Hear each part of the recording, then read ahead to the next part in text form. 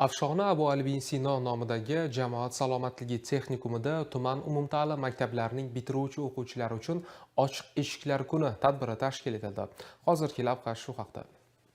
Mazkur tadbir 11-sinf bitiruvchilarini zamonaviy kasb va mutaxassisliklarga o'qitish ko'lamini kengaytirish, umumta'lim muassasalari bitiruvchilarining iqtidori va qiziqishlariga mos kasbini tanlashi uchun kasbga yo'naltirish ishlarini tizimli va samarali tashkil etish maqsadida o'tkazildi.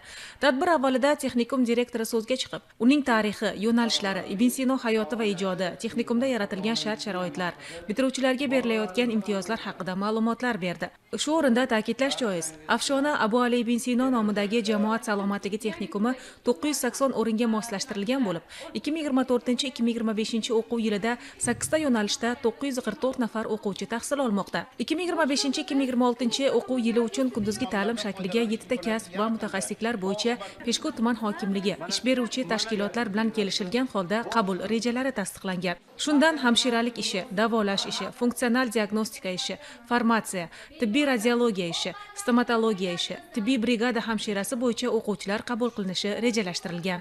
Bu tadbirga Peshku tumanidan 12 ta maktabning bitiruvchi o'quvchilari ishtirok etishdi. Ular texnikum tarixi va dars jarayonlari bilan tanishtirildi. Qabul kvotalari va kirish imtihoni shartlari tushuntirildi.